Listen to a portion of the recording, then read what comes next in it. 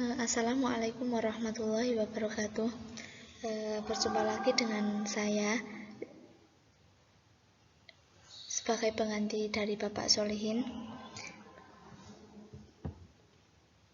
Hari ini kita akan membahas tentang bab 3, yaitu perawatan jenazah. Sebelum kita memulai pembelajaran, marilah kita berdoa terlebih dahulu. Berdoa mulai.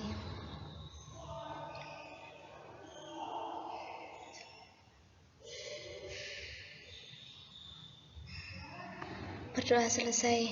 Semoga dengan berdoa dapat memperlancar pembelajaran pada hari ini. Langsung saja ke materi bab 3, perawatan jenazah. Yang pertama ada kewajiban umat Islam terhadap jenazah. Apabila di sekitar kita terdapat seorang yang meninggal dunia, maka hendaklah kita melakukan hal-hal berikut ini.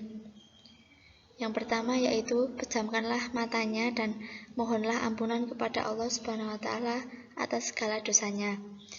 Yang kedua, tutuplah seluruh badannya dengan kain.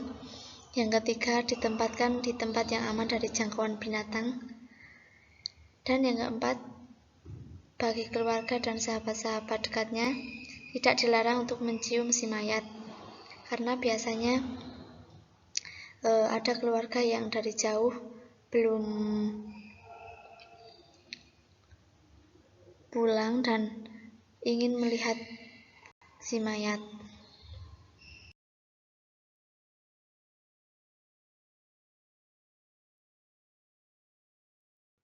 Kemudian terdapat hal-hal yang perlu kita lakukan saat terdapat seseorang yang meninggal.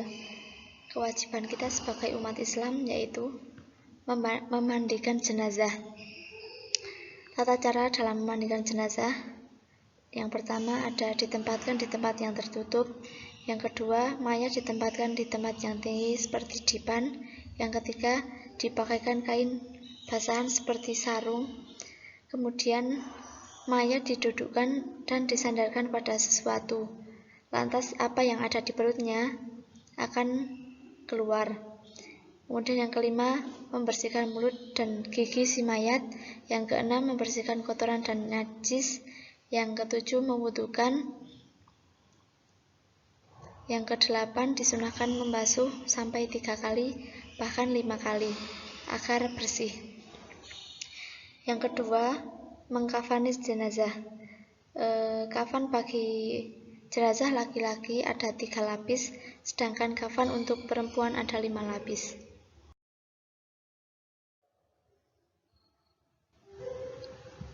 Kemudian yang ketiga ada menyolati jenazah.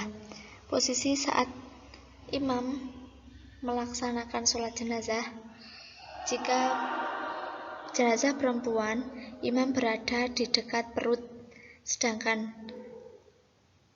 pada jenazah laki-laki, imam berada di depan kepala mayat. Tata cara dalam menyolati jenazah: imam berdiri di depan shaf paling depan dan diikuti oleh makmum di belakangnya. Paling sedikit shaf itu ada 3 baris. Dan yang ketiga, semua jamaah berdiri dan berniat untuk melakukan sholat jenazah dengan melakukan 4 takbir. Takbir saat melaksanakan sholat jenazah: yang pertama yaitu membaca surat Al-Fatihah, dan setelah takbir kedua membaca sholawat atas Nabi Muhammad SAW. Dan yang ketiga, takbir ketiga membaca doa untuk jenazah. Dan yang terakhir, membaca doa dan dilanjutkan salam. Kewajiban umat Islam selain memandikan, mengkafani, menyolatkan, bahkan menguburkan, terdapat juga kewajiban kita sebagai umat Islam, yaitu takziah atau melayat. Takziah dilakukan dengan maksud agar menghibur keluarga yang sedang terkena musibah kematian. Dan hendaknya ketika kita bertakziah memberikan dorongan kepada keluarga yang tertimpa musibah dengan memberikan motivasi agar tetap sabar dan tabah menghadapinya.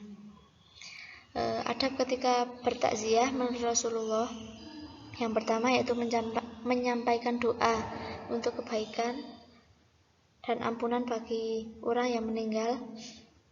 Yang kedua ada hindari pembicaraan yang dapat menambah kesedihan keluarga. Yang ketiga, hindarilah canda tawa. Yang keempat, usahakan turut melayati mayat dan menghantarkan sampai pemakaman. Yang kelima, membuatkan makanan bagi orang yang terkena musibah.